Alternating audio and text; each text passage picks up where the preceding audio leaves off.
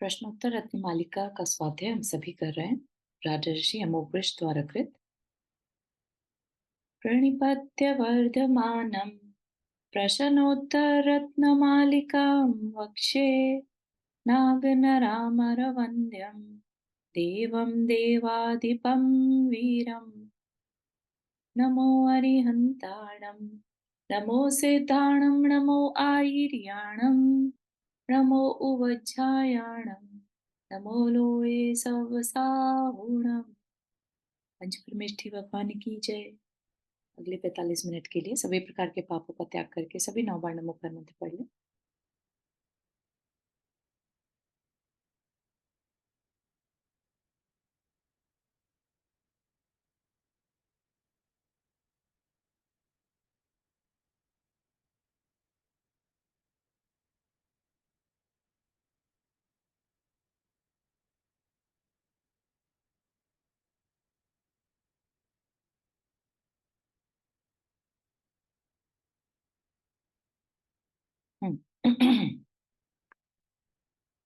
तो हमारा इसमें अब नेक्स्ट जो शुरू होगा, अभी हमने क्या देखा था?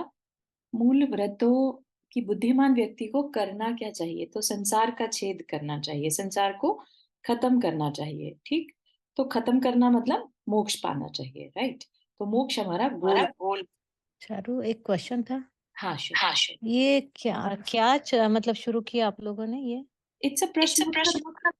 आपको अच्छा, तो ये कब से चल रहा है? मैं आपको म्यूट पे डाल के बात करती यस। हूँ। ठीक है, तो हम पढ़ रहे हैं प्रश्नोत्तर रत्नमालिका। एक बहुत छोटा सा शास्त्र जी है जिसमें बहुत जनरल से क्वेश्चंस हैं लाइफ के बारे में, कि हमारा गुरु कौन होना चाहिए। अभी आगे जैसे बताएंगे कि पंडित कौन कहलाता है।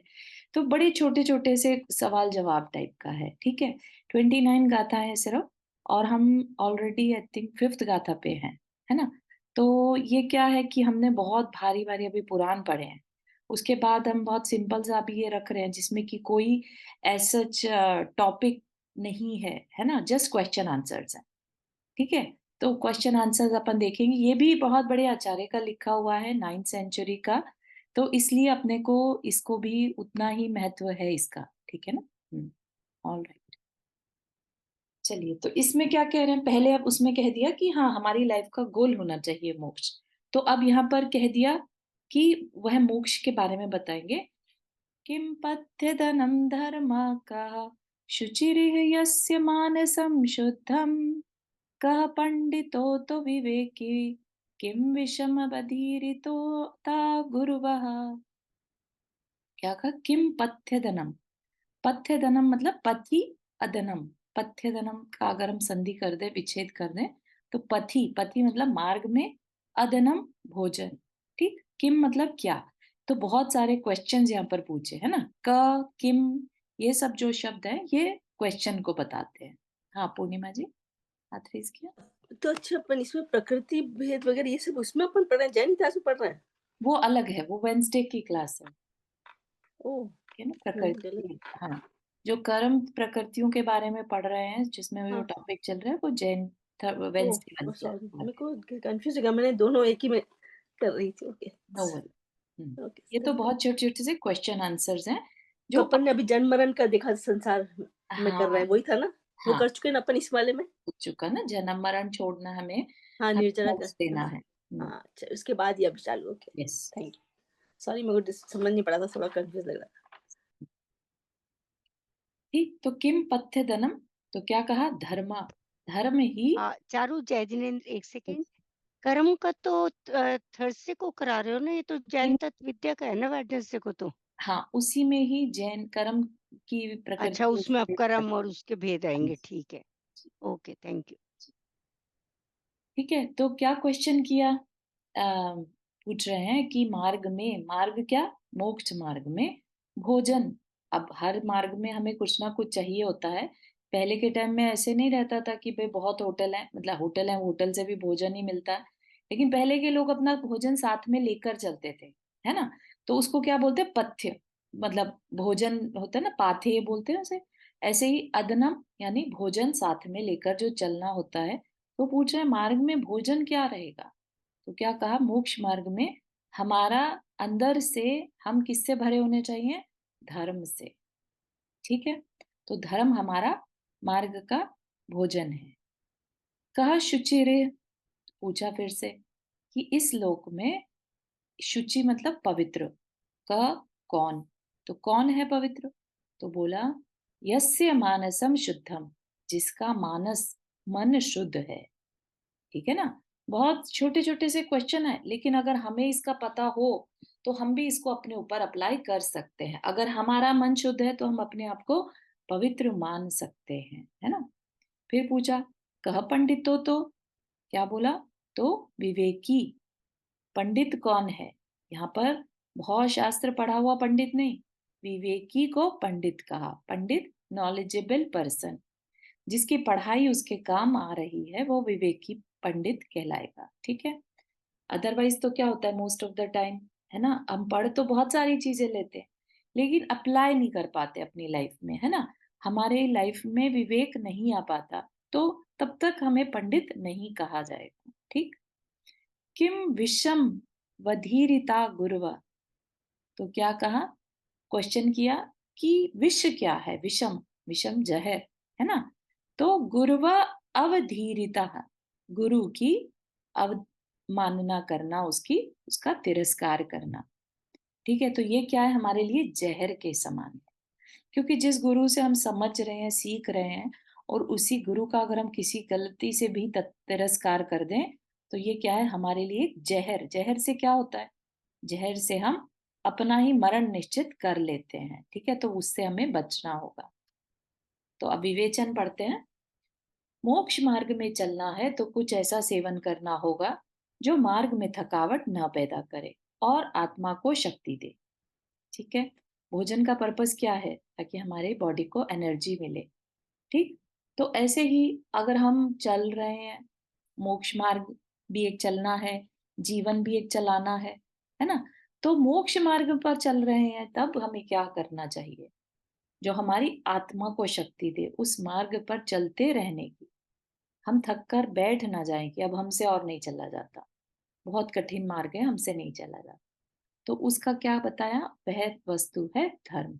ठीक, जैसे शरीर का भोजन अन्न पान है, वैसे ही आत्मा का भोजन है धर्म। तो सर्वप्रथम दया धर्म का पालन करना चाहिए। ठीक है, जिसके अंदर में कंपैशन नहीं है तो उसका धर्म अभी स्टार्ट नहीं हुआ, उसको नहीं कह सकते कि वो मोक्ष मार्ग पर ज्यादा देर चल पाएगा, है ना। वो डेफिनेटली थक कर बैठेगा, रुक जाएगा, उसको कहीं ना कहीं उस मार्ग में कमी दिखाई देगी। ठीक है ना। पाप का त्याग कर व्रत आचरण करने का नाम धर्म है।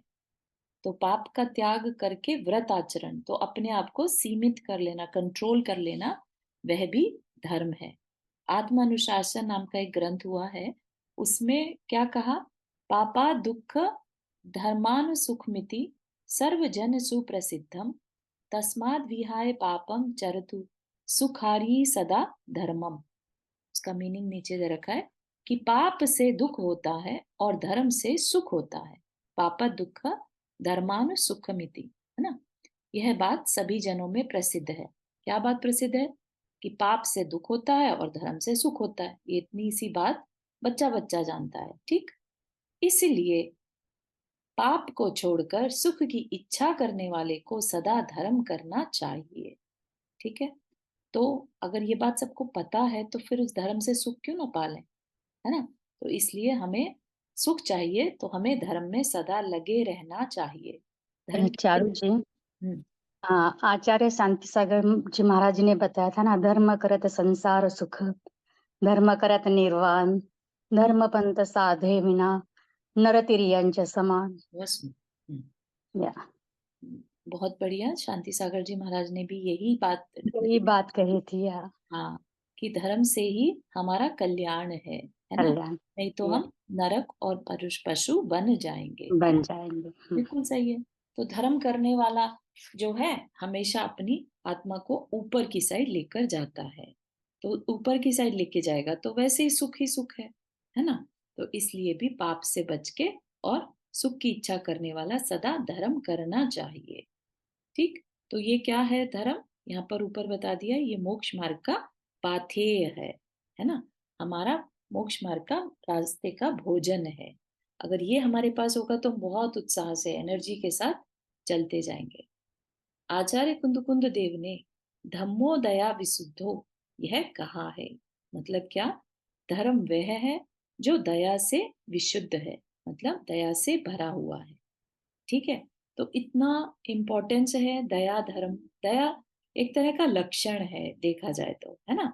अभी अपन जब पढ़ते हैं ना प्रशम संवेग अस्तिक्य अनुकंपा, वह भी क्या है? लक्षण है ना। हमारे अंदर उस तरह का व्यवहार आ जाता है। हमारे अंदर दूसरे का दुख देखकर ऐसा लगता है कि अरे जैसे हमारे अंदर जीव तत्व आत्मा है ना, उसको सुख चाहिए, ऐसे ही इसके अंदर भी तो जीव तत्व आत्मा है, उसे भी सुख चाहिए, है ना। फिर अपना मन करता है कि इसकी तकलीफ को कैसे दूर कर दें। ठीक है ना। तो ये क्या है? ये धर्म आने से दया अपने आप हमारे अंदर आ जाती है, इसलिए कह दिया दया धर्म है। जबकि धर्म अगर है तो दया अपने आप हो जाता है। यहाँ पर कहा ना धर्म वह है जो दया से विशुद्ध है। ठीक है। फिर आचार्य समंतभद्र जी, जिन्होंने आचार्य समंतभद्र जी ने रत्नकरण श्रावकाचार्य लिखा था, उसमें क्या कह रखा है? सद दृष्टि ज्ञान व्रतानी, यानी सम्यक दर्शन ज्ञान व्रत धर्म धर्मेश्वरा विदु। वह क्या है? धर्म और जो विद्वान होते हैं उसके विदु होते हैं, मतलब कि पंडित एक तरह से, है ना, वो ही सर्वश्रेष्ठ कहलाते हैं। ठीक है। ऐसा रत्नकरंड शावकाचार्य में ग्रंथ प्रारंभ करते हुए तीसरी कारिका में कहा। तो धर्म की इतनी महत्ता है। ठीक है। ये क्रियाओं वाला धर्म नहीं, लेकिन जो आत्मा में आए वैसा धर्म, 10 लक्षण वाला धर्म है ना। 10 लक्षण धर्म भी तो धर्म ही है, वो वाला धर्म यहाँ पर बात की जा रही है। हमारे अंदर क्षमा धर्म आए, हमारे अंदर शुचि आए, हमारे अंदर ऋजुता जो है सरलता आए, है ना।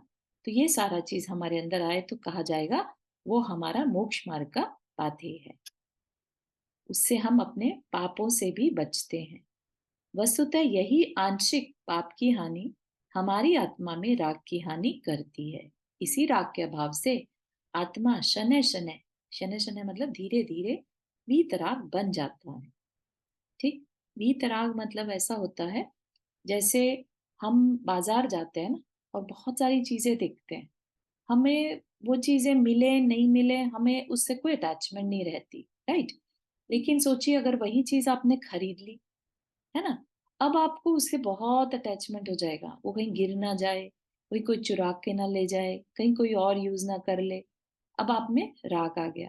लेकिन जब तक वो बाजार में बस आप विंडो शॉपिंग कर रहे थे आपको फर्क ही नहीं पड़ रहा था, है ना। तो वो जो विंडो शॉपिंग करते समय हमारे पास क्या था? वीतराग था, मतलब इन प्रैक्टिकल टर्म्स। ठीक है। तो हम क्या थे? उन चीजों से अटैच्ड नहीं थे, तब तक वो हमारे अंदर उसके लिए राग नहीं था। ठीक। तो हम हर एक चीज को यहाँ पर क्योंकि अपना मानकर व्यवहार करते हैं, इसलिए हम यहाँ पर रागी कहलाते हैं।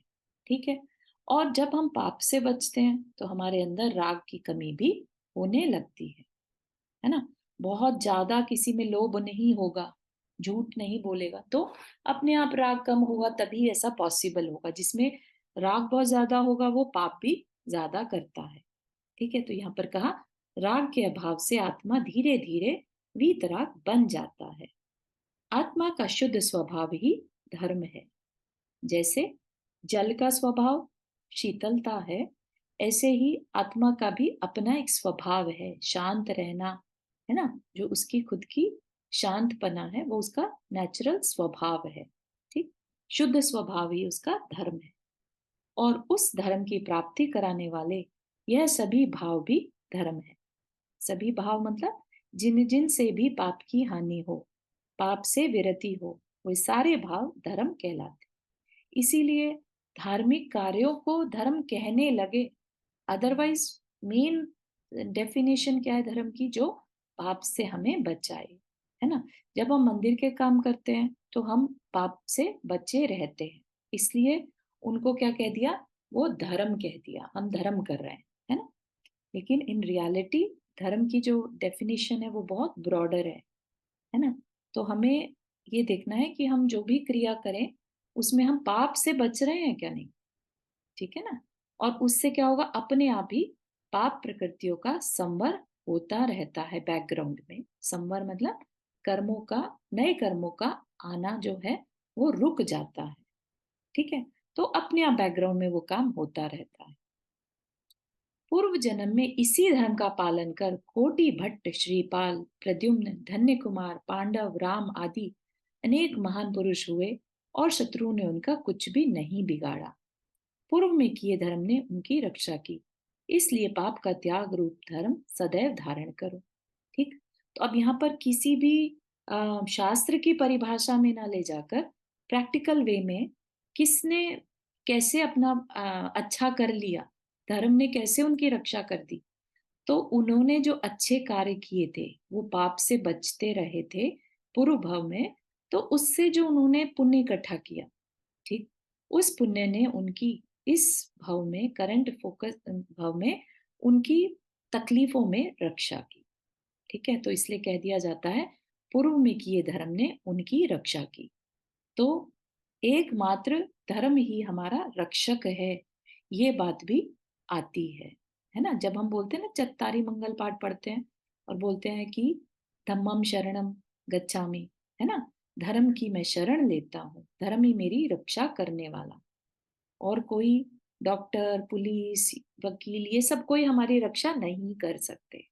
सिर्फ एकमात्र धर्म ही है जो हमारी रक्षा कर सकता है। अगर धर्म साथ में है, पुण्य साथ में है, तो हमारे चारों तरफ डॉक्टर भी खड़े होंगे, सब कुछ खड़ा होगा, अवेलेबल होगा, रिसोर्सेज अवेलेबल हो जाएंगे, है ना। लेकिन पुण्य है जो हमारा मेन हेल्प करने वाला। और पुण्य हमने कब बांधा होगा, जब हमने धर्म किया होगा। ठीक है ना, तो इस वजह से कहते हैं धर्म ही हमारा रक्षक है। फिर नेक्स्ट क्वेश्चन जो पूछा कि पवित्र कौन है ना, तो क्या आंसर दिया था, जिसका मन पवित्र है, मन शुद्ध है, अपने मन, जो अपने मन में काम भोगों का चिंतन नहीं करता वह पवित्र है। जिसके मन में भोग विलासिता की इच्छा नहीं रहती, जो किसी का अहित नहीं सोचता, जो किसी को फंसाना नहीं चाहता, जो किसी को मारने का विचार नहीं करता, जो कभी चोरी का धन ग्रहण नहीं करता, जो किसी के प्रति दुश्मनी नहीं रखता, है ना। अपन एक भावना भी पढ़ते हैं ना, अहंकार का भाव न रखूं, नहीं किसी पर क्रोध करूं, मेरी भावना में ये लाइंस आती हैं। देख दूसरे की बढ़ती को कभी न ईर्ष्या भाव धरो। तो यहाँ पर अहंकार का भाव नहीं होना, क्रोध नहीं करना, ईर्ष्या का भाव नहीं होना, ये सब क्या है, हमारे अच्छे मन के बताने वाले हैं कि इसका मन पवित्र है। अगर हमारे अंदर अच्छे विचार हैं, ठीक है ना, भले ही हमसे गलती हो जाए, गलती से किसी का नुकसान हो जाए, लेकिन अंदर के विचार, हमारी इंटेंशन जिसे कहते हैं, वो अच्छी होनी चाहिए। ठीक, तो यहाँ पर इंटेंशंस पे कह रहे हैं, जिसकी इंटेंशंस अच्छी हैं वो पवित्र है। ठीक, पंडित कौन है, नेक्स्ट क्वेश्चन था कि फिर पंडित कौन है, तो आंसर था विवेकी। विवेक वर्ड सबको समझ में आता है। विवेक एक भाव है, ये भी विवेक का भाव है ना। कुछ होता है जैसे जल्दीबाजी में डिसीजन लेना, एक है सोच समझकर अपने लाइफ में हर काम में सोच समझकर कदम उठाना, तो उसको क्या कहते हैं, विवेक। ठीक है, सब्र जिसे कहते हैं ना, शांति के साथ डिसीजन लेना, वो विवेक कहलाता है, जिसे अपने हित अहित का नॉलेज हो। ठीक है ना, तो जिसे अपने परायों का ज्ञान हो, हित अहित को जानता हो, क्या उचित और क्या अनुचित हो, इसका जिसे ज्ञान हो, वह पंडित है, वही विवेकी है। ठीक, तो पंडित का यहाँ पर मतलब शास्त्र पढ़ने वाला नहीं, है ना, जिसको सारे शास्त्र याद है, बल्कि क्या है, पाप पुण्य के विवेक से है। ठीक, विवेक का अर्थ है दूध का दूध और पानी का पानी। हंस की चोंच में ऐसी विशेषता होती है कि वह दूध पीते समय दूध को पी लेता है और पानी को अलग कर देता है। इसी तरह विवेकी जीव पाप को तजता है और पुण्य को भजता है। ठीक, क्योंकि पहले क्या कह दिया था यहाँ पर, धर्म हमारा क्या है, भोजन है रास्ते का, मोक्ष मार्ग पर चलना है तो धर्म रखना पड़ेगा। धर्म क्या कहा, धर्म कह दिया जिसे पाप से बचना ही धर्म है। ठीक, अब यहाँ पर कह दिया जो पाप से बचना जानता है वो पंडित है। ठीक है ना, कि जो विवेकी जीव पाप को तजता है और पुण्य को भजता है, क्योंकि ये क्रिया जो है पाप को तजने की क्रिया, राइट, कि मैं उसको ये डिसीजन तो होना चाहिए ना पहले अंदर में कि ये पाप है, मुझे इसको छोड़ना है, ठीक है ना। तो दोनों चीजें पैरेलल हैं बेसिकली, कि एक विवेकी मनुष्य जो है वो ही धर्म धारण कर सकता है, धार्मिक कहला सकता है ना, जिसके अंदर ये विवेक है कि मुझे पाप को छोड़ना है और पुण्य को ग्रहण करना है। ठीक, तो विवेकी ही यहाँ पर पंडित कहलाया और विवेकी ही यहाँ पर धार्मिक कहलाया। इतनी महत्ता है विवेक होने की। आत्मत सर्वभूतेषु पर द्रव्येषु लोष्टवत मात्रवत पर दारासु यो जानाति स पंडित। उसका मतलब बताया है, जो सभी जीवों को अपने समान जानता है, ठीक है, सभी जीवों को अपने समान जानता है, मतलब जैसा मेरा मेरा जीव तत्व है ऐसा ही दूसरे का जीव तत्व है ना। सबके अंदर आत्मा तो सेम ही है ना। जो दूसरे के धन को मिट्टी के ढेले की तरह जानता है, मतलब कि दूसरे का है इसलिए मेरे लिए तो वो मिट्टी का ढेला है, मेरे लिए वेस्ट है, इस ऐसी नजर रखता हो। ऐसा नहीं कि उसका धन भी मुझे मिल जाए, कल को वो सारा प्रॉपर्टी जो है मुझे, उसकी दूसरे का पैसा भी मुझे मिल जाए, इस तरह के भाव नहीं, है ना। तो जिसका मन भी पवित्र होगा वही विवेकी भी होगा। पर स्त्री को माँ के समान जानता है वह पंडित है, ठीक है।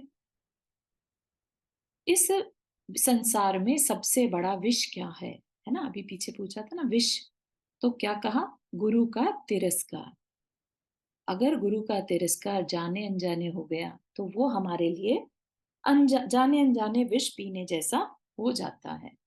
जरूरी नहीं है कि जानबूझकर ही विष पिया जाए, अनजाने में भी हम विष पी लें तो भी हमारा मरण होगा ही होगा, ठीक है ना। तो जिसके द्वारा गुरुओं का तिरस्कार या अपमान हुआ, मानो वही सबसे बड़ा जहर है। गुरुओं का अपमान करने से पग पग पर कष्ट मिलता है, उनकी हंसी उड़ाने से उसी जन्म में कोढ़ हो जाता है अथवा अगले जन्म में निंदा और अवमानना होती है। बहुत सारे एग्जाम्पल्स हमने पढ़े हुए हैं, है ना। श्रीपाल का जो कोढ़ है उसका वो भी एक कारण है ना। और सीता जी ने नहीं, अंजना सती का भी एग्जाम्पल ऐसा ही आता है। उन्होंने भगवान की मूर्ति को बाहर फेंक दिपा दिया था, है ना। सीता जी के जीव किस ने क्या किया था, किसी को ध्यान है क्या? उन्होंने अपने पूर्व भाव में मूर्ति मूर्ति का ही हुआ था उनका भी। मूर्ति का नहीं, आई थिंक उन्होंने किसी पर इल्जाम लगाया था, किसी आरिका के ऊपर झूठ का इल्जाम लगा दिया था, जिससे कि उनके जीवन में भी उन्हें झूठ का सहन करना पड़ा था, है ना। जो धोबी ने उनके ऊपर ये लांछन लगाया था ना कि भाई ये पर पुरुष का मन का जो दोष लगा था, क्योंकि उन्होंने किसी आरिका के साथ ऐसा किया था पहले, ठीक है। तो इस तरह से जो भी हम गुरु के साथ उनकी अवमानना कर देते हैं, है ना, वो बहुत बड़ा कारण आगे चल के और कई बार उसी भाव में राइट अवे भी मिल जाता है। तो मुनि निंदा से बचना चाहिए। तारीफ ना कर सको तो एटलीस्ट निंदा भी नहीं करनी चाहिए, ठीक। वर्तमान में भी ऐसा देखा है कि एक पत्रकार ने पत्रिका में लेख दिया कि मुनि जो भोजन करते समय गिराते हैं उसी जूठन को उनके भक्त खाते हैं, विच वॉज नॉट राइट, ठीक। बाद में वह गिरफ्तार हुआ, केस चला और वह जेल में ही कैंसर का रोगी हो गया, अंत में जेल में ही मर गया, जबकि कोर्ट तक सभी लोग उसको बचाने की पहल कर रहे थे। किया हुआ कर्म छूटता नहीं, इसलिए जहर तो एक जन्म में ही मरण का दुख देता है, किंतु गुरु निंदा से अनेक भवों में कष्ट होता है, ठीक है।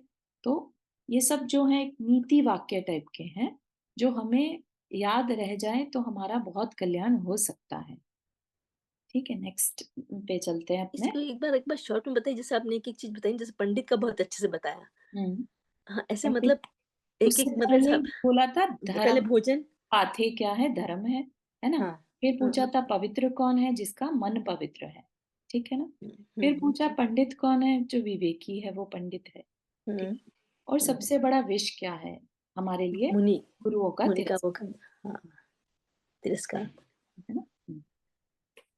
फिर ओके, और आगे ठीक है। बढ़ते हैं।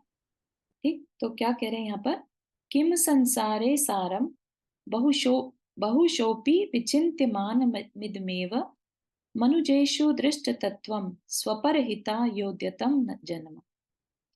ये कह रहे हैं किम संसारे सारम, सार संसार में सार क्या है, बहुशोपि बहुश अपि बहुत बार भी, विचिन्त्यमानम चिंतन करते हुए, इदम एव यही है, क्या कह रहे हैं, बार बार यही आता है कि मनुजेषु दृष्ट तत्वम, मनुष्य में तत्व को देखना, जो दूसरे मनुष्य हैं हर मनुष्य में तत्व को देखना यानी तत्व दृष्टि को रखना।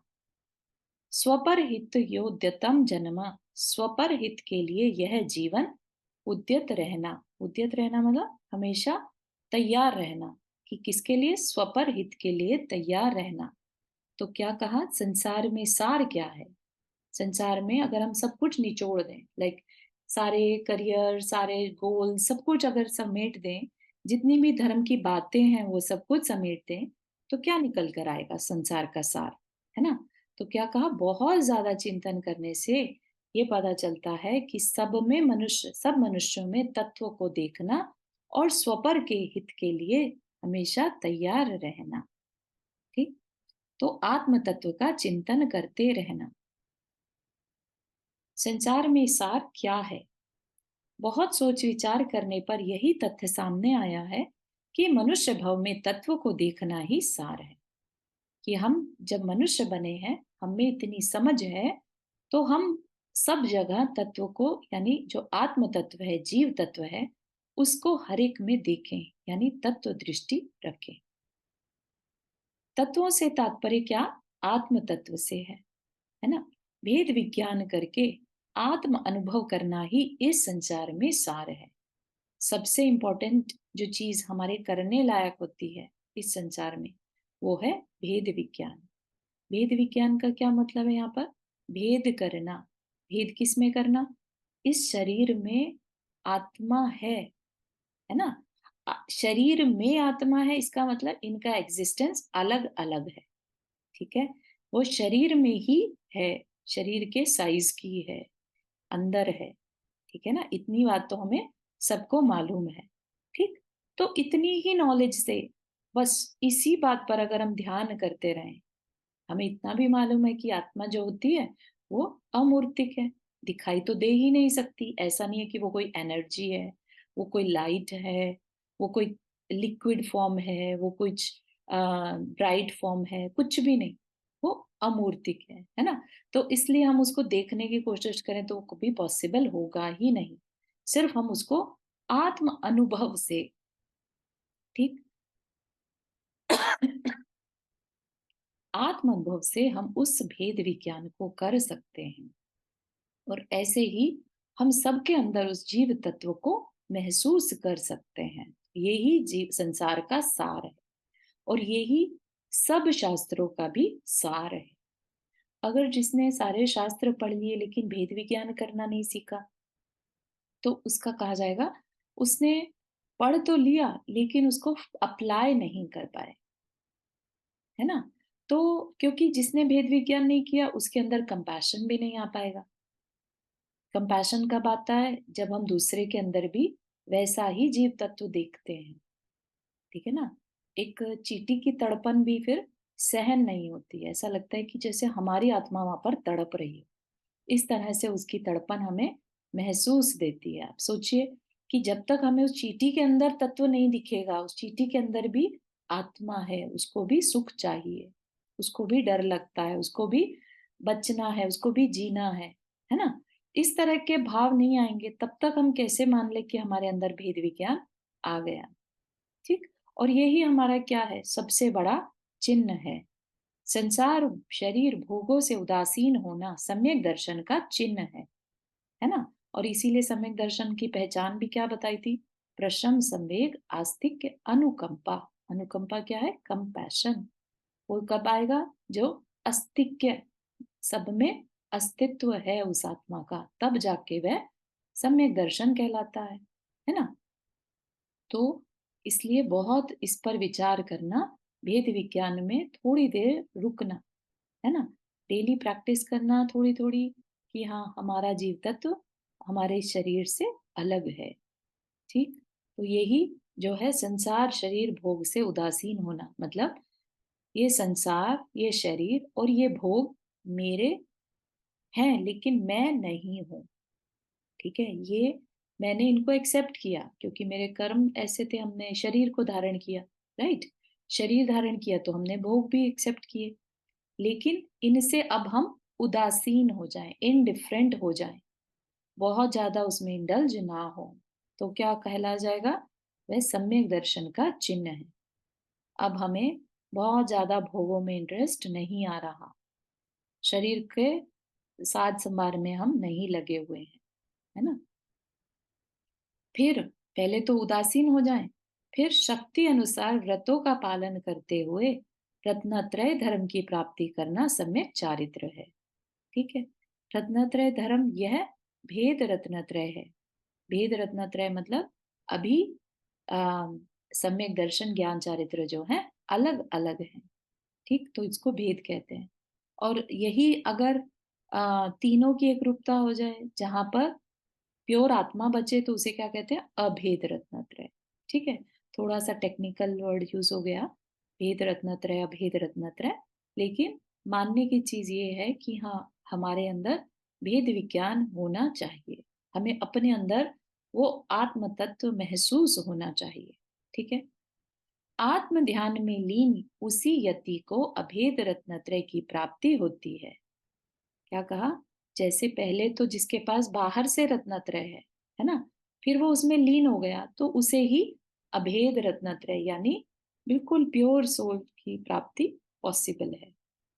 इस प्रकार कभी भेद रत्नत्रय कभी अभेद रत्नत्रय में अभ्यास करने वाला यति ही योगी कहलाता है। वह योगी ही मुख्य रूप से तत्व दृष्टा आत्मानुभवी कहलाता है। पंचम काल में मनुष्य जन्म का यही उत्कृष्ट फल है।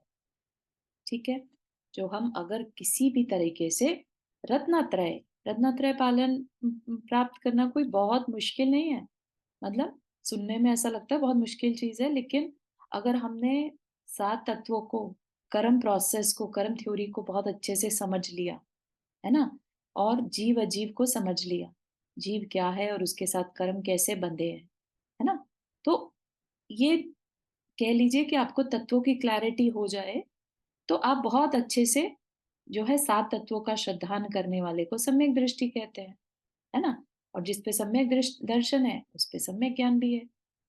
ठीक, और उसके बाद कोई थोड़े नियम ले लेते हैं अगर, तो हम क्या कहला सकते हैं, हम हमारे पास तीनों हम हमारे पास सम्यक चारित्र भी है, दर्शन, सम्यक चारित्र और ज्ञान, तीनों चीजें हो गई हमारे पास, तो हम भी रत्नत्रय के मार्ग पर कहला सकते हैं। ठीक है ना, तो इसलिए ऐसा क्या कहा यहाँ पर, पंचम काल में मनुष्य जन्म का यही उत्कृष्ट फल है।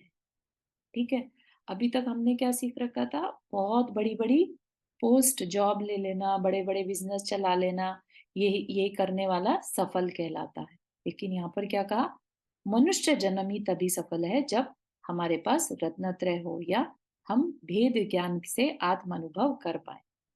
ठीक, अभेद रत्नत्रय से छूटकर भेद रत्नत्रय में वह यति, यति मतलब वह साधक, जब उपदेश आदि के द्वारा दूसरों को रत्नत्रय धर्म का उपदेश देता है तो वही उसका स्वपर हितकारी उद्यम कहलाता है।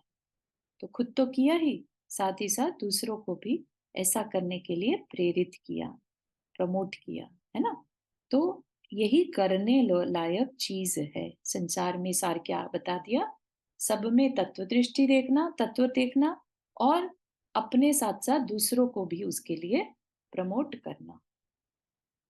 ठीक है, बात क्लियर हुई यहाँ तक।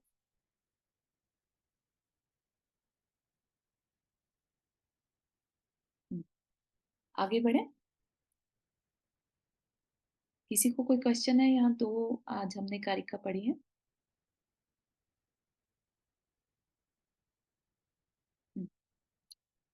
मदिरेव मोहजनका का स्नेहा के च तस्य भविष्या का भववल्ली तृष्णा को वैरी नन्वद्योयुद्योग मदिरेव मदिरा इव मदिरा के समान मोह जनका का मोह उत्पन्न करने वाला कौन है। मदिरा सबको समझ में आती है, अल्कोहल को मदिरा कहते हैं।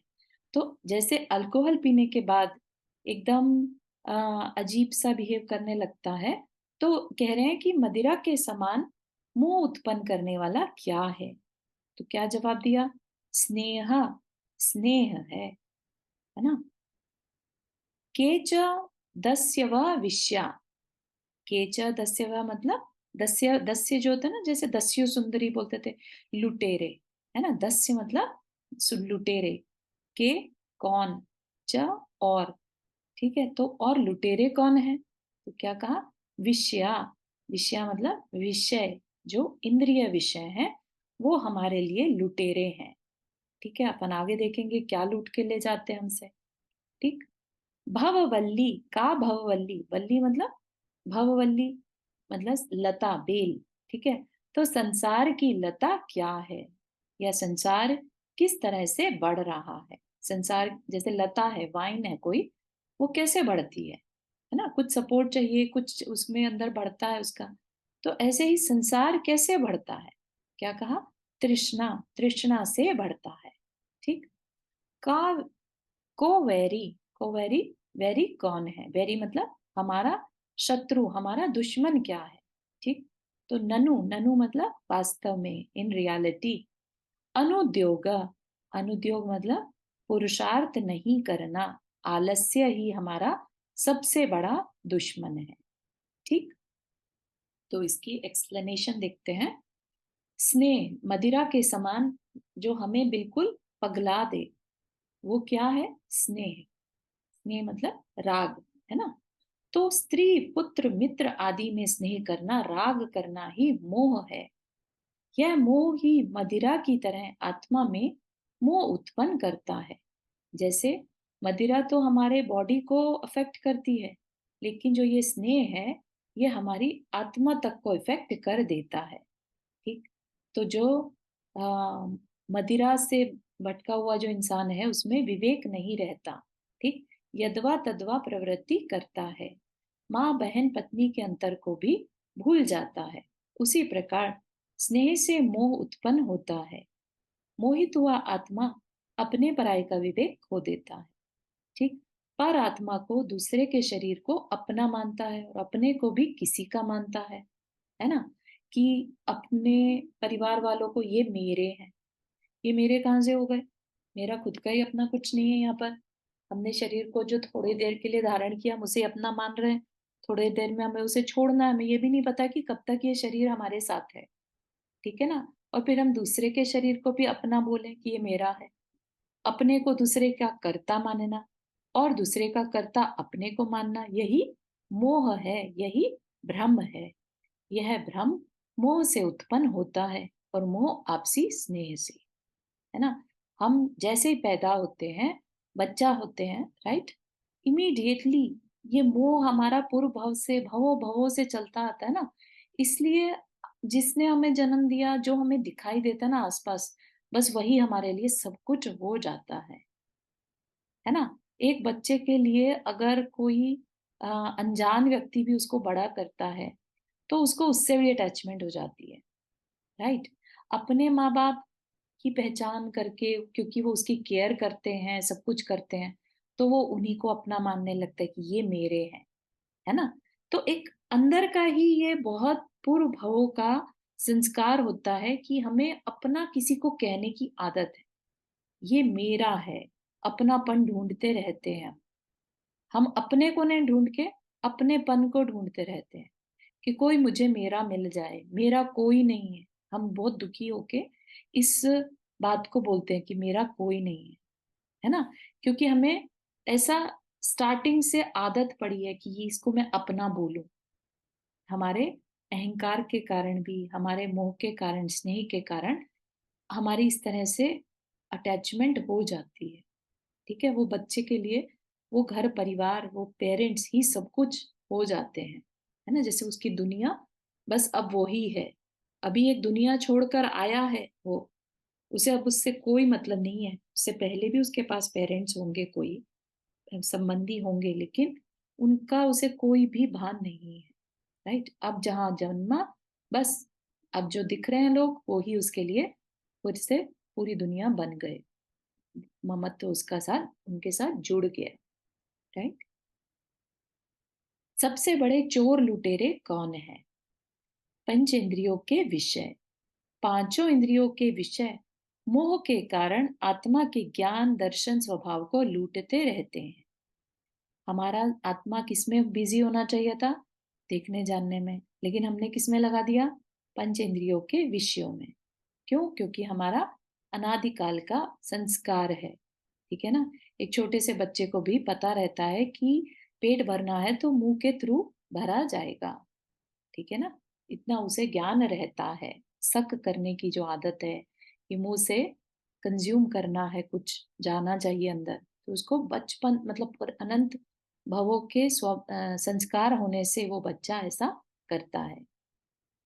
मन के माध्यम से यह विषय आत्मा को भ्रम में डालते रहते हैं और कभी भी आत्मा को अपने स्वभाव की सुध नहीं होने देते।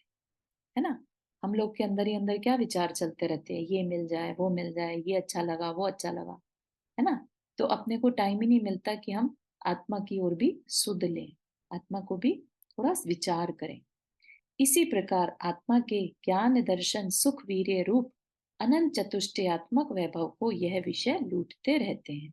उस अपेक्षा से क्या कहा? लुटेरे कहा। ठीक है, क्या लूट रहे हैं ये? हमारी आत्मा का वैभव। हमारी आत्मा का वैभव क्या था? अनंत सुख या जो वीर्य है, ज्ञान है, दर्शन है, वो आत्मा का वैभव था। वैभव क्या मतलब? जैसे एक बहुत जिसके पास वेल्थ है ना, वेल्दी आदमी जो होते हैं, राइट, उनके सारी जो एसेट्स हैं वो उनका वैभव कहलाता है। राइट। इसी तरह से आत्मा का वैभव, आत्मा का वेल्थ क्या है? उनका सुख वीर ज्ञान दर्शन रूप जो वैभव है। बाकी तो आत्मा के पास अनंत शक्तियां हैं, वो तो है ही है, लेकिन ये उसके वैभव में कहलाते हैं। राइट। हाँ, हम्म। जी हाँ अनिता जी। नहीं नहीं ठीक है। आत्मा का स्वभाव मीन्स रत्नंत्र, राइट? ते सम्यक ज्ञान, सम्यक दर्शन, सम्यक चारित्र। वो आत्मा का स्वभाव स्वभाव आत्मा बोला। को आत्मा को पाने का रास्ता है रत्नत्रय। या लेकिन ऊपर दिया है पंचेंद्रिय के विषय, पांचों इंद्रिय के विषय मोह के कारण आत्मा के दर्शन ज्ञान दर्शन, स्वभाव को मिलता हाँ, है। या हम्म। दर्शन स्वभाव, यहाँ पर वो सम्यक दर्शन सम्यक ज्ञान वाला नहीं, यहाँ पर हाँ हाँ। ज्ञान दर्शन, जो अनंत ज्ञान उस आत्मा के अंदर है ना, वो स्वभाव को लूटते रहते हैं। क्योंकि हमारे पास ऑलरेडी सारी नॉलेज है, लेकिन हमारी नॉलेज ढकी हुई है ना। हम्म। ने लूट लिया हमारे उस ज्ञान को। तो ओके। हमारे ज्ञान को विषयों ने लूट लिया। हमने अपने विषयों के कारण जिन चीजों से ज्ञान हासिल हो सकता था, अपने को शांत रख सकते थे, है ना, समता में रख सकते थे, उससे क्या होता? हमारा ज्ञान दर्शन गुण जो है प्रकट होता। राइट, समता से। लेकिन ओके। हमने उस टाइम को, उस एनर्जी को किस में लगा दिया? विषयों में लगा दिया। पंचेंद्रिय विषय में। है ना। तो उससे जो हमारा नेचुरल वैभव था, ज्ञान दर्शन स्वभाव था, सुख था, वो सब छिन गया। ठीक है ना। तो इसलिए पंचेंद्रिय के विषयों को चोर लुटेरे कहा। ठीक है ना। तो आई थिंक आज के लिए इतना ही रखते हैं। इसको कंटिन्यू करेंगे कल की सेशन में। यहाँ तक कि किसी को हाँ नंदा जी आपने हाथ रेज किया। ठीक है, और किसी को कुछ शेयर करना है? हाँ, एक बार फिर से बताइए, लुटेरे कैसे बोला? अपने पंचेंद्रिय को क्या बोला? मतलब अपन लूटना, अपने कोई लूटता किस चीज को है? वैभव को लूटता है ना, लग्जरीज को हाँ, लूटता है ना, कोई कीमती होता है उसको लूट लिया जाता है। तो हाँ, पहले तो यहाँ पर देखना पड़ेगा हमारा कीमती क्या है। ठीक है ना। मई आत्मा। कीमती क्या है? हमारी आत्मा के जो गुण है। ठीक है, हम्म, हमारी आत्मा में अनंत सुख है, शक्ति है, ज्ञान है, दर्शन है। हम्म, तो वो हमारी आत्मा का वैभव था। ठीक हम्म, है। उसको कौन लूट रहा है फिर? तो क्या कहा? पंचेंद्रिय के विषय। क्योंकि ये पंचेंद्रिय हमारे पास हमेशा से है, जब भी हम संसार में हैं हमारे पास इंद्रियां हैं। ठीक है ना। हम उन इंद्रियों से कुछ ना कुछ पाप कार्य करते रहते हैं। वो पाप करते हाँ, हैं तो हमारा जो वैभव है हमारी आत्मा का जो नेचुरल जो सब कुछ था वो सब कुछ छूटता जाता है। ओके। ठीक है? तो उस अपेक्षा से समझिए। हाँ, थैंक यू। सरोज जी आपने हाथ रेज किया। मेरा क्वेश्चन ये तो नहीं, इस वाले विषय से नहीं, मैं वो आजकल जो हाइकू का चल रहा है महाराज जी का, जी तो उसमें यदि आपको आता हो तो एक एक, जैसे उसमें एक एक लाइन का ही बताया है कि हाँ जी। 17 अक्षर होते हैं, तो समझ में तो नहीं आ रहे हो कुछ भी क्या है। हाँ हाइक्यू वो तो जापानी तरीका है, छंद जैसे अपने में कविताएं होती है ना। हाँ, पर उसका मतलब जब महाराज जी ने लिखा तो बहुत अच्छा है, पर मीनिंग थोड़ा अच्छा समझ में नहीं आ रहा कि उसका क्या है, क्या मतलब हाँ, तो वो तो पढ़ने लायक है, एक एक चीज को समझने वाली चीजें हैं। समझने वाला है ना। पढ़ने में तो हाँ पढ़ रहे हैं, पर मतलब बस हाँ पढ़ रहे हैं। अंडरस्टैंड, मैंने कहा नहीं टाइम आपको कुछ लगेगा हो। कभी तो उसको ले लेंगे, बट उससे हाँ, भी पहले अपने को मूक माटी एक स्वाध्याय वो जरूर करना है। अच्छा, हाँ, ठीक।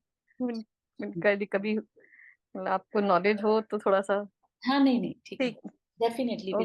Will take some time. हाँ हाँ चारू जी, जय जिनेन्द्र। ये हाइकू कहाँ पे देख सकते हैं? ये सरोज जी आप शेयर करिएगा ग्रुप में, है ना। ओके। अच्छा, हाँ, ओके अभी ओके, कर। थैंक, हम्म, जय हाँ जिनेन्द्र। चलिए गुणवाणी स्तुति कर लेते हैं। हम्म, जवानी के ज्ञान से सूझे लो कालो, सो वाणी मस्तक धरो सदा देत हो। हे जिनवाणी भारती तो ही जपो दिन रैन, जो तेरा शरण आ गए सो पावे सुख चैन। नौ वर्णम करना।